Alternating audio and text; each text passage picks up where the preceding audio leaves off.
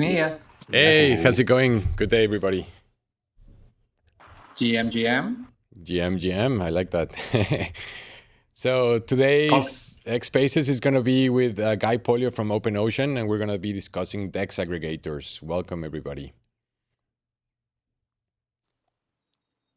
Cheers, man. If you hear some background noise, it's because the heavens have just decided to open here, so it keeps raining and then stopping and then raining.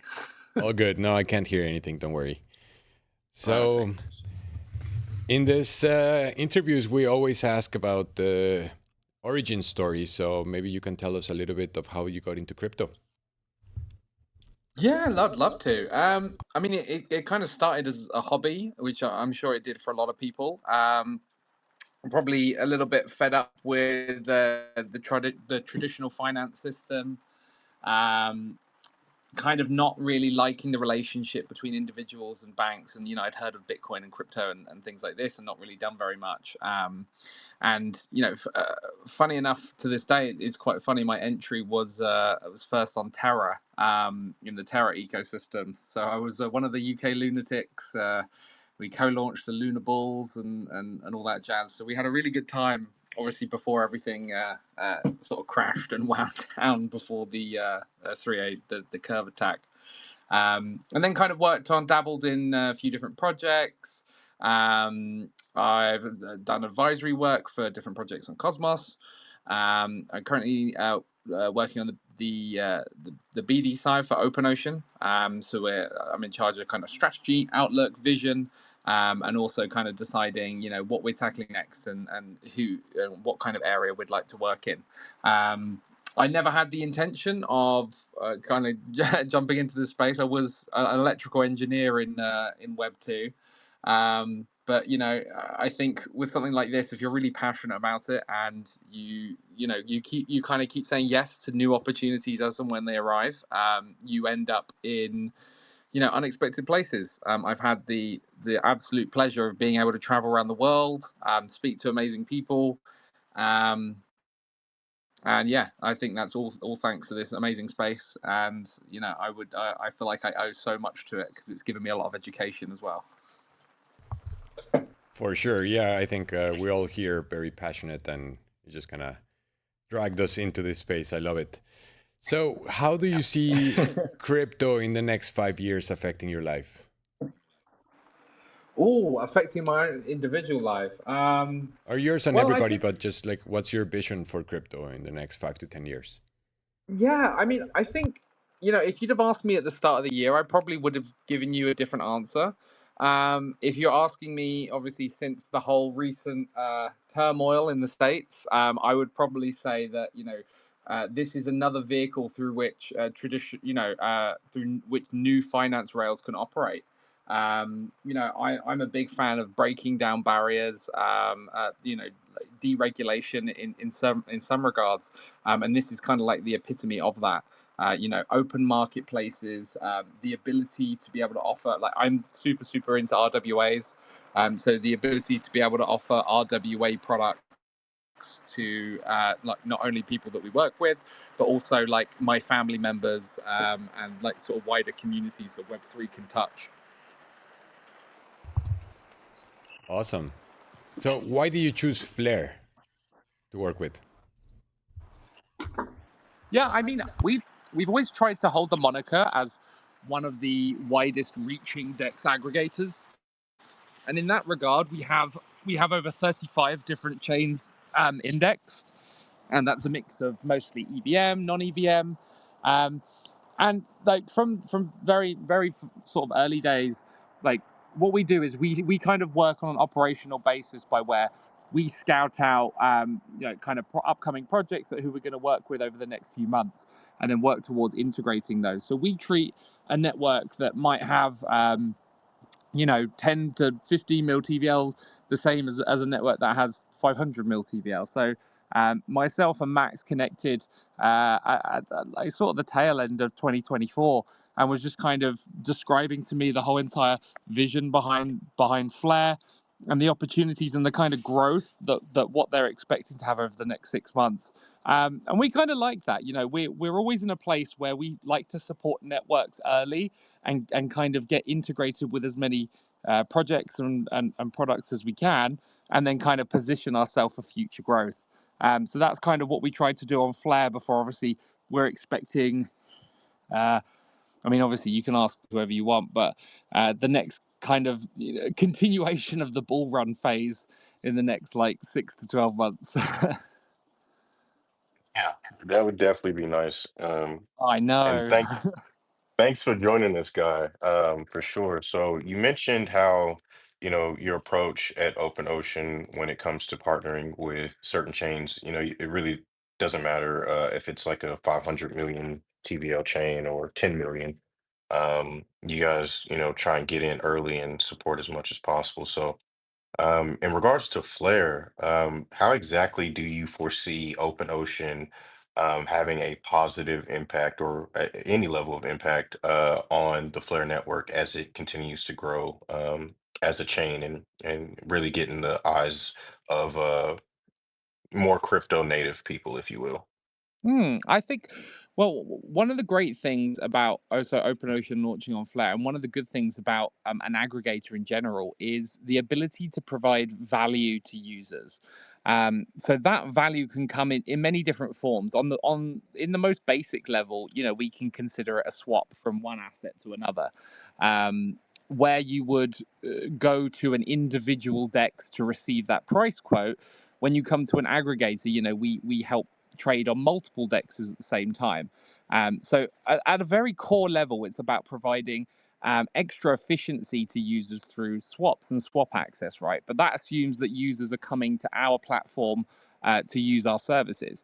Now, one of the things that we do on networks, as soon as we kind of have a launch plan, is to talk to the different dexes, marketplaces, communities, whether there's like current DAOs, and kind of get a flavor for what their vision is, what the product is that they're trying to bring on chain, and see how we can work with them to improve both token access and what we call UX UI stickiness, and that is offering a good service to users, which kind of incorporates maybe multiple verticals under one roof that create sticky users who keep coming back to the site.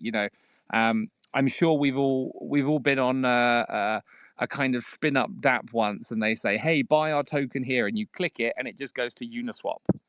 I'm like, well, first off, you're making your users pay the Uniswap front end fee. You're interrupting their journey. You're sending them off site. I'm like, try and keep as many of those actions in house as possible. So what we do, kind of going back to the question in terms of what we're bringing and what we kind of hope to in the future to have, is a tool set which is composable and works for multiple different dApps. So um, let's say there's a project on optimism and they go, hey, we're gonna spin up um a fork on Flare, or we're going to port our project to Flare. They can come and knock on our door, and we've already got the facility to be able to offer zaps, to be able to offer things like portfolio rebalancing, swaps, literally right from within the API. Or the ability is there. I mean, even on the most base level swap, like for $1,000, we beat any other single dex on Flare by like at least minimum of 9 bips. So that's like at a base level, that's the kind of value we're bringing. But the extra value is in all the tools that we bring to kind of work with other dApps to help them level up their services.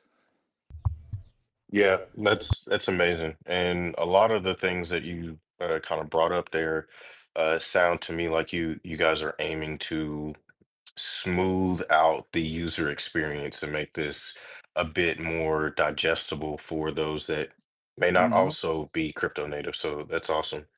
Um, well, it looks like you might have a question. I don't want to interrupt that. Go ahead. No worries. So if I was five and you wanted to explain what is a DEX aggregator, what would be your answer? Yeah. If I can use some real world terms, when people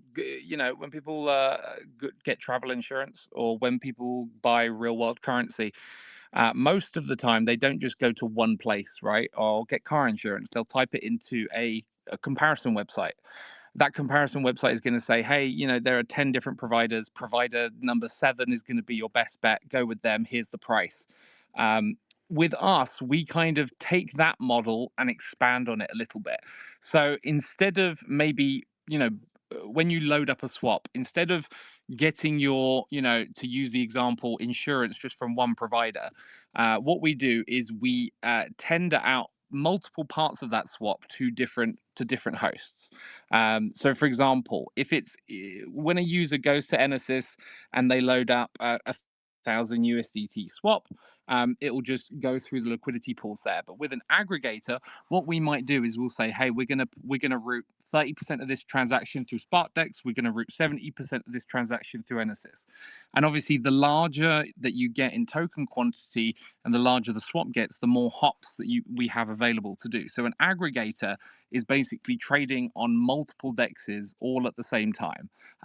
It's still, we don't host any liquidity. All we do is we kind of provide a map for your swap. So we say, here's the kind of process that we're doing. 30% is going here. We're trading into this token. We're then swapping it into, wrapped flare, which is then trading for another stable, etc. So an aggregator helps massively improve efficiency rather than just going to one individual dex. And the benefit as well is being able to in real time compare the liquidity pool fees.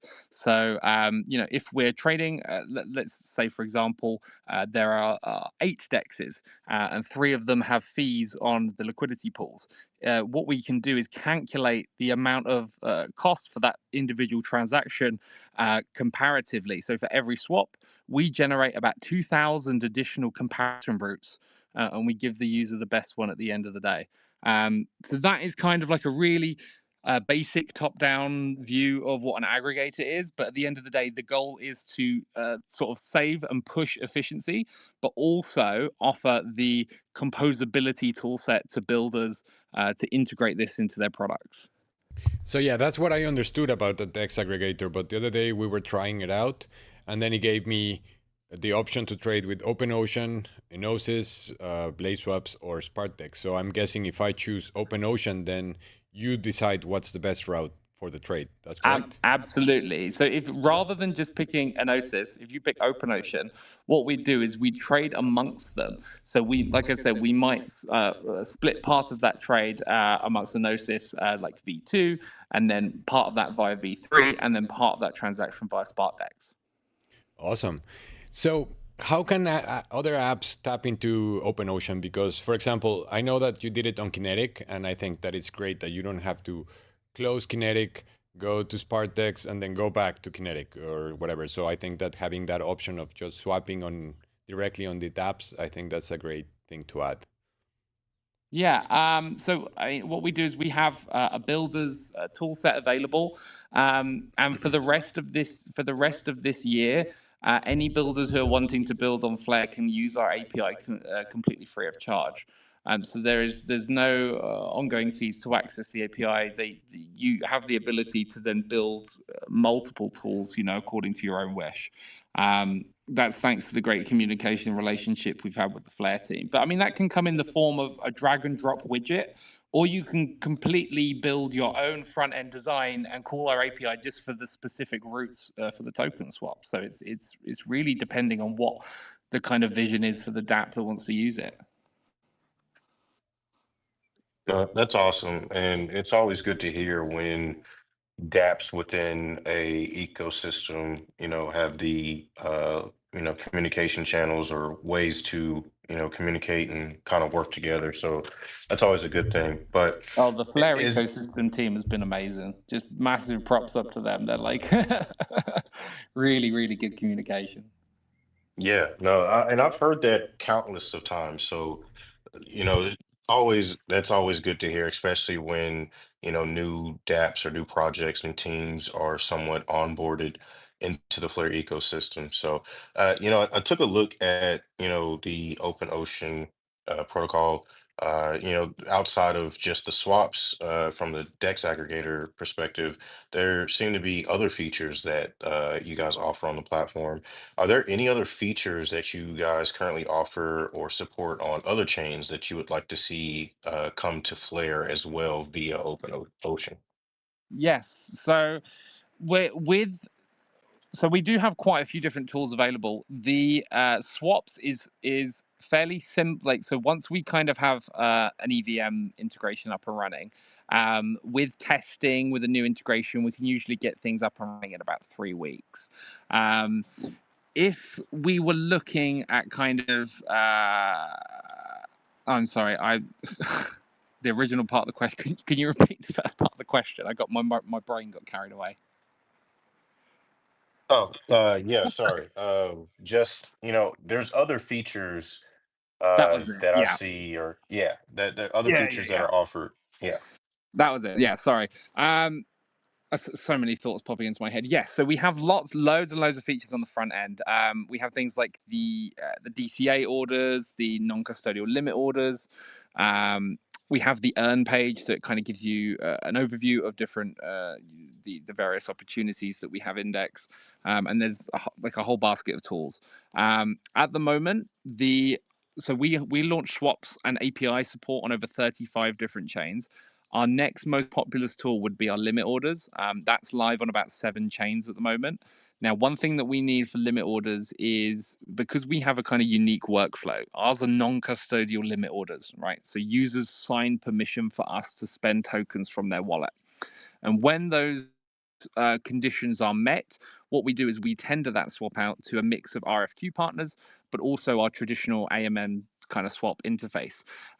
So what we need to do at the moment in order to be able to release limit orders on Flare is have a basket of private market makers who are also operating on the network. And we're always obviously looking to expand this. And if anyone is private market maker operating on Flare, please do reach out to me. And in terms of DCA as well, that is something which needs quite a lot of testing on our side before we can release it. So we initially had 2 front end launches which were available. We now have those available via API.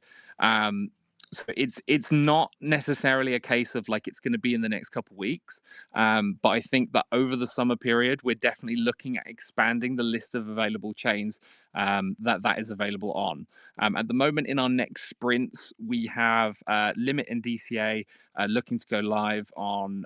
So Limit's already available on ARB, but DCA on ARB. We'll do DCA and Limit on Bera, and then I think Flare is in the next batch after that, which I believe is like end of Q2 or mid Q3 or like start of Q3. That's amazing. So I tried the widget on Kinetic, and I've been having Yes, issues using Wallet Connect with it. Do with you have any Wallet updates Connect. on that? Yes. Yes. So we're currently communicating with the team. I know that through the Connect wallet feature, so every other single wallet, MetaMask, Ravi, everyone that is listed there works. And under the Wallet Connect, they're currently not able to scan the QR code to connect. I believe we need to do a push update for a new version of Wallet Connect, and then we're essentially going to roll the marketing on that and do some posts and things because we haven't actually been shouting about that too loudly. And to tell you the truth, we are still waiting on one external party to complete a pretty big feature launch on Flare, which we haven't kind of gone forward with yet. So that is um, incoming. I can't really say who we're working with, but it's a process that's ongoing. We were hoping to launch this like sort of 4 or 5 weeks ago ish. But we're still in the kind of ideating building phase on that regard. But yes, on the widget front, in regards to Wallet Connect, that is something that we have raised with Wallet Connect, and we're working with them right now to get that updated. I'm hoping this is literally a process of getting this up in like the next 10 to 14 days. And then we can just kind of start rolling the marketing for that as well. Yeah, so I've used it with Ravi, and Ravi works well, but you still have to connect to OpenOcean. Like you're in Kinetic and you're connected, and then when you open the widget, it asks you to connect to OpenOcean. Do you think that at some point we could skip that part and make it like as seamless as possible? Yes. So the next stage for this is a little bit of backwards and forwards with us and Kinetic. So in order to get to that point, what we would need to do is have the Kinetic team that have their own front end design, because at the moment the widget kind of sits within a container of itself. So you're connecting to the website, but you're not connecting directly to the widget. So as soon as we get native front end support, you're just going to be able to connect once, and then all the features will be available to you. Um, I haven't had the updated conversation in regards to moving forwards on this specific aspect with the team, but I actually popped them a message about an hour ago. So hopefully after the space we can follow up and see what kind of roadmap that's working on. But I think it would be really good because again, it's as I said in the start of this call, we're all about UX UI, and it's not having to connect twice to a specific site isn't the best UX. So hopefully we can kind of get that ironed out, and then also the great thing about having the front end design be native is it's more in keeping with their theme and everything. So we don't have to kind of use OpenOcean tooling with Kinetic's kind of color wrapped around it, so to speak. Awesome. Awesome. So you mentioned, you're in the middle of a sprint earlier in the previous answer, and that automatically triggered some questions because, at least for me. So, Go for it, man. a lot of people, they, especially in crypto, they may not be familiar with software delivery and working in a like agile type framework. At least that's what and that was implied by the sprint thing. How do you guys go about prioritizing features, updates, anything that you guys may want to put out there with as many chains as you guys support, for those that may not be familiar with software delivery? Yeah, so I will say from a logistical standpoint, supporting 35 different chains is a nightmare when you start running out of like unique ways to customize Yeah. each individual chain. So it's at the moment it works, but we use a very fun combination of like Lark and Notion and Jira, kind of all working in symbiosis with each other.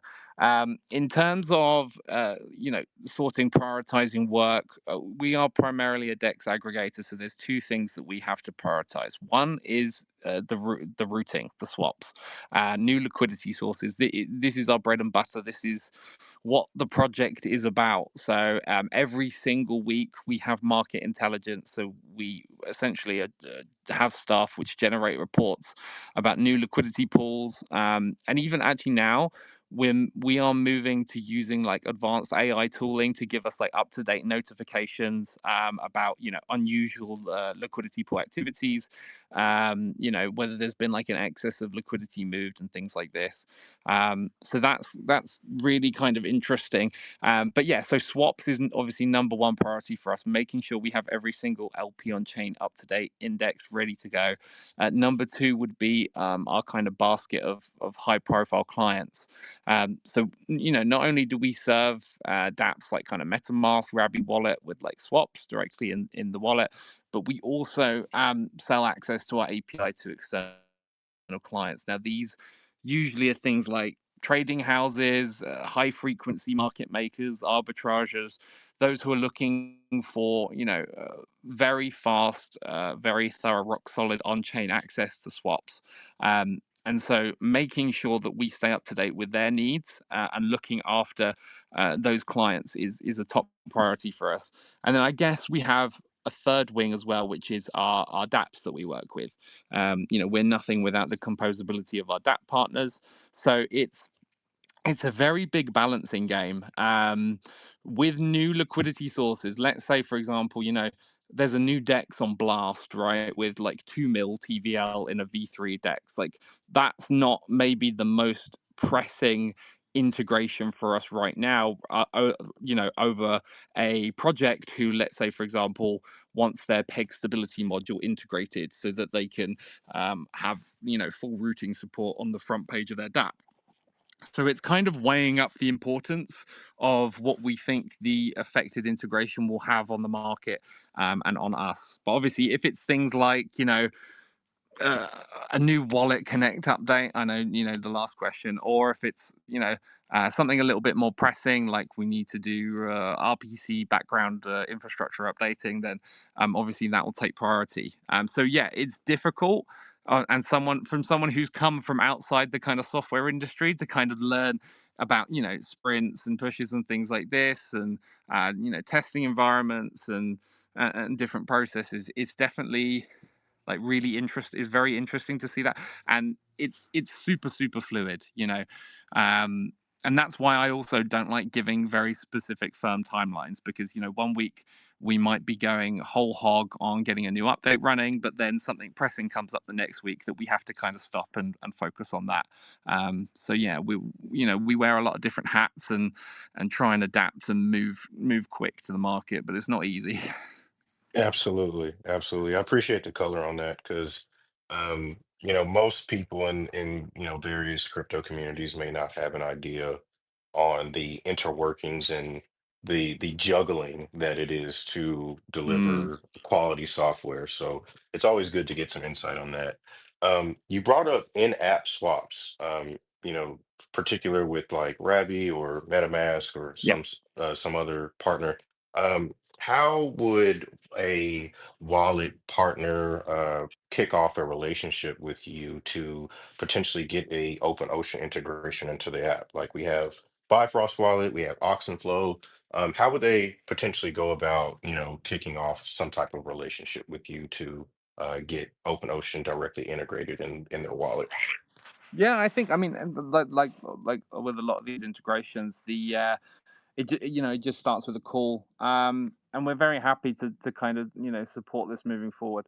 uh I think we are waiting on a connection from Max for the Bifrost team, but it's literally as simple as calling our API for the specific routes, for whichever chain that you're trading on, and then we send you back the call data, and that's it. And one thing I probably didn't mention, actually, that I forgot to mention, when I was talking about our relationship with builders, is that one thing that we pride ourselves on is that we allow full monetization of all our tools. So, in that regard, if there was, let's say, a new wallet which was just starting up, Flare native, but they were saying, for the first 6 months, we just want to put 10 bips, 15 bip swaps on every one of our transactions, the fee, just so we can make a little bit of extra revenue, and we can put that towards growing the product. As I find, as long as you're providing the good user experience, people usually don't mind paying small fees and stuff. So we offer that extra monetization aspect as well. But yeah, in terms of like working with partners, all they need to do is, we just need a connection. Usually we jump into a chat, and we can kind of have things, balls rolling within a few days. And I mean, the quickest we've had time to delivery on a project, for like wallet support, I think, was under a week. And that was with due diligence. That was with, we deployed a specific new contract for them, and that was with auditing as well. Obviously, they were very keen to get that into the market, so we helped them with that. But it all just depends on the host project. But yeah, I mean, like I say, if we got the contact for them, happy to connect and get that discussion started. Awesome. So I'm not a developer, but I'm guessing you have a base chain that you develop, and then my question would be, from 0 being super hard and 10 being super easy, how easy it is to implement Inflare. Like if you develop something on the base network, how easy it is to transfer If that we're to Flare. developing, yeah, I mean, the answer that I can give you is from my understanding of speaking with our routing team and our engineering team. But obviously, with EVM like environments, it's fairly simple for us. Like the bulk of the legwork is in making sure we have the right middle routing tokens, the auditing of the new routing contract, the logic that we use for routing, and the comparison logic we use for V4 is, that's fairly easy for us to port it onto a new network, EVM that is. When we get onto the non-EVM side, things get a whole lot more complicated. But that's not something that we've kind of shied away from. So yeah, it's interesting, man. It's like, things that you think would take more time don't, and things that you think would be really quick take forever. Absolutely. Yeah. I mean, we've been all waiting for things to happen for a long time, for sure. That crypto, it's like the patience master teacher, like it's insane. I know. So how far do you think we are from like cross-chain swaps? Like if I wanted to swap, I don't know, USDC on base for Flare on Flare, how far do you think we are from there? So we don't handle the actual like cross-chain facility, but what we do is we work with bridges to power swaps either side of the bridging. So let's say if a bridge was only able to bridge wrapped flare, we support the ability to swap before and after that. So essentially, we can support bridging for any token. We had an agreement in place with a AAA bridge to be able to facilitate this, and the feature should already be live. However, we have hit some slight roadblocks, and we are currently working through that. I can't give an ETA at the minute as to when this particular site is going to do this one update so that we can go ahead and launch. We already work with them across a significant number of chains, but it just requires a little bit of further work on their part. And again, we've offered some help just to get this pushed over the line. Obviously, I don't want to say who it is until we eventually get that ball across the line, and it will be really good once we have done it. It's just a matter of getting there. So I don't have a timeline for it, but it's something that we are constantly, chasing. And the provider, the bridge provider, and the DApp. Again, both AAA. Everyone will know the name if I say it, but hopefully we can get to the point where this is live over the summer, and that's my hope. We can just offer as much help and guidance as we can. At the end of the day, we're not actually doing the pull request for them. If it comes to it, we might have to, but let's save that conversation for another day. Awesome. And then do you have any plans of implementing protocol managed wallets on OpenOcean? Protocol managed wallets. Would you mean expand on that a little bit for me? Well, that's part of the Flare 2.0 vision of having, like using Flare consensus to manage wallets on other chains. Yeah, the 2.0 update. Okay, yeah. I believe Tech were looking this over. I haven't had any confirmation from them yet. Basically, what we do is with new updates, I send all the information across to our development team. I'll hear nothing of it until 2 weeks later that the update is finally integrated. So it's definitely not something that we're going to shy away from. But yeah, I imagine that it should be. I imagine within the next 1 or 2 months. I need to double check with Max and have a chat afterwards and see where we're at on that front. Awesome. Anybody from the community have any questions? Ace, do you have something else? No. It's been kind of rapid fire, so yeah, probably see if somebody wants to come up stage and ask some questions. Feel free to request. Okay, there's somebody. Hold on. Likewise as well, if there's any questions afterwards, we're literally online. We're terminally online for 24 hours a day, so just Yeah, come no, this has shout been a us. great space, and I mean, I don't think we have to go longer than necessary, and I think you have answered a lot of questions, so I don't see anybody raising their hand, so. Well, I do have a question, and this is, somewhat of a way to try and give the Flare community a pat on their back. But amongst the communities and chains that OpenOcean, you guys have built on, what communities or what level of interaction do you guys see from the communities and interest from individuals who participate on those chains. Like to kind of give my view about bigger picture about community involvement on different chains. Is that what you mean? Yes, yes. Yeah, I would say. Do you know? In my opinion, it's usually like this. I don't mean this to sound negative in any way, but like the smaller the chain is, the better the community is, and that's definitely not something that applies across the board. But you know, I'm familiar of like kind of, and when I say size of chain, we're talking. You know, I'm using TVL as a metric, and that's the one metric that we use because you know we have to kind of differentiate different chains by in that regard.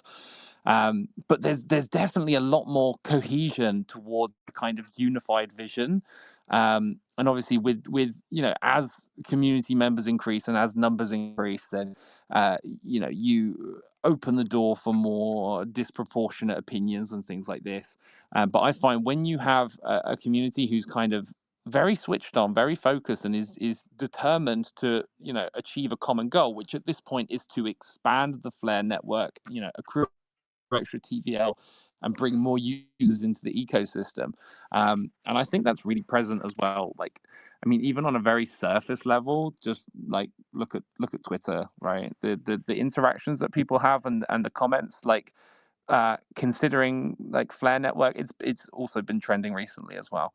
Uh, but I definitely see the community there, and I had to upgrade my Telegram to Telegram Premium because I had too many Telegram rooms to be in, and there are what I would class as very big, prominent L2 networks who is kind of dead. So the chat is not really existing. There's some old TVL stuck in some lending pools and things, and not much activity happening on chain. But I think when you have the vision of kind of growing in your head, the kind of where you want to be and projecting, where you want the ecosystem to be, I think when you have community members on board with that, it's very strong.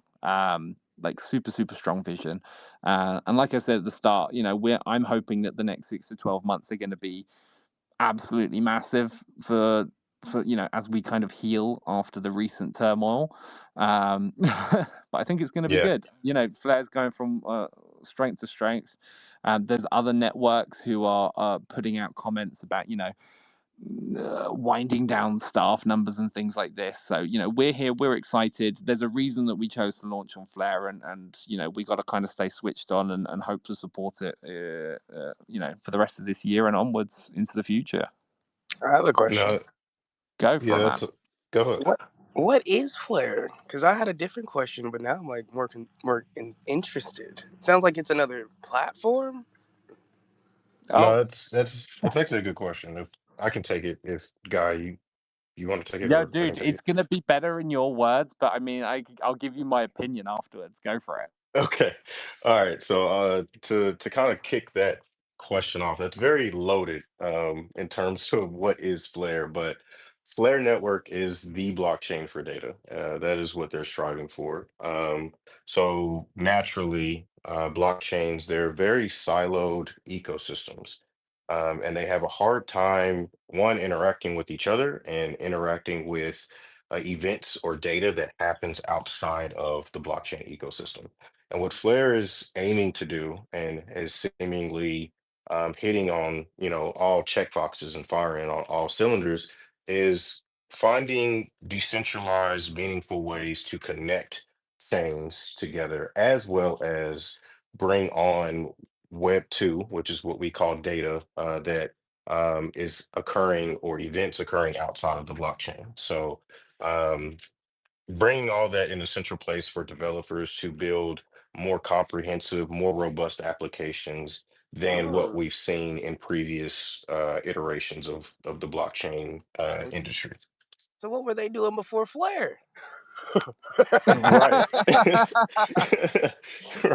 Right. No, that's a good question. Well, if you're tapped into the news, I'm pretty sure you see a lot of, bridging hacks, Oracle exploitations, things of that nature, without getting too much into the technical weeds. That would If make we're more being sense for honest, the Apple thing with the blue message versus the green message. If we're talking data, it's not all being siphoned through one place. So everyone's got their own rules for how they can encrypt data and apply data. yes. I guess that's kind of I wouldn't use that example specifically, but there are industry standards that have been set that aren't really adequate for the world we're trying to go to. Blockchain is supposed to be, especially from a financial perspective, better than traditional finance in terms of security and accessibility. But because of some of the ways things have been built before Flare, we don't really have that. You can't really say blockchain ecosystems are better than TradFi because we still have very unsecure ways of dealing with people's hard-earned money, accessing data, things of that nature. So Flare is aiming to fix all that and set a new industry standard, I would say. I like the sound of that. Go ahead, Guy, if you And want if to add you and anything if you to want to do any trading on Flare, we're here to support you in that regard. that. Yeah, awesome. Yeah, open ocean is the way. So good question, Duck. Thank you. But yeah, man, if you want to, like I say, if you're buying Flare tokens or you're buying wrap Flare, if you're getting anything more than $1,000 worth, you're gonna save more by coming through us because we split root amongst the dexes. So that's the kind of benefit. Deal. Any other questions from the stage? Anybody else want to come up? If not, I don't want to keep Guy longer than what we need to because It's all this right. was a I good don't mind. spaces. I'm having No, fun. I'm fine. I'm just listening again. Awesome. Well, Yeah, there doesn't seem to be any other questions. I mean, that's all I got, to be honest, for now. And I really appreciate you, Guy, for answering all the questions, and really looking forward to the future of OpenOcean. We've been using it, like testing it out, and it works really nice. Just really looking forward oh to the yeah, integration for other apps. Awesome. I mean, any feedback, good or bad, please, send it my way. I always want to make sure that the DApp is as good as it can be, and the tools that we offer as well. And hopefully, at the end of the summer or midsummer, I can come back on one of these, and we can kind of do a little walkthrough of the new tools, and everything will be, released and pushed, and we'll be good in a good space for guard. So I have no, one I'd last love that. question. Yes. I'm guessing the answer is no, but I have to ask. Is there any way that you guys can integrate, I don't know, non-smart contract chains? I don't think so, but that's a question for somebody who is smarter than I am. Yeah, no, I mean, like now with XRP, you're going to be able to tap into FXRP or SXRP, but yeah, I'm guessing my question is no, because you work on smart contracts. So if there's no smart contract on the chain, then there's no way to tap in. Correct. Yes, but I don't want to say too much more. We are exploring some new innovative technologies, and I will leave that there. Yeah, and I mean with That's all the we need to hear. yeah, of course, and then maybe with the protocol managed wallets, then you can you have your wallet and then you just swap it out and then send it to the recipient address. So yeah, no, I'm really looking forward to protocol managed wallets and the future of it. Yeah. That's like I say. That's hopefully what we're gonna have. Everything up and running. I hope by end of summer. But we don't have any dev holidays before then, so I think we're all good. Awesome. Well, Guy, I really appreciate you joining us today to answer all of our questions. I'm pretty sure the community appreciates it. We at Flare Forward definitely appreciate it, and hope to chat soon. No problem. And let's get those contacts sorted as well that we talked about with the wallets and after the chat. But yeah, Oh, thank you very of much course. for the invite, guys. I really do appreciate it. And hopefully I can come back soon. Yeah, if you have any updates and you wanna talk about them, it doesn't have to be like a full 1 hour thing. We could just do like quick updates, meet for 10 minutes, amazing. and you tell us like, hey, we're doing this, and then that's like a little news update. Wicked, fantastic. Yeah, I'll let head of marketing know, and then we can hopefully touch on some more stuff as and when it's released. Awesome. Awesome. All right, guys. Have a great day, everybody. Awesome. Thank you very much, guys. Thanks for the invite. Ciao, ciao. Yep. Bye. Bye-bye.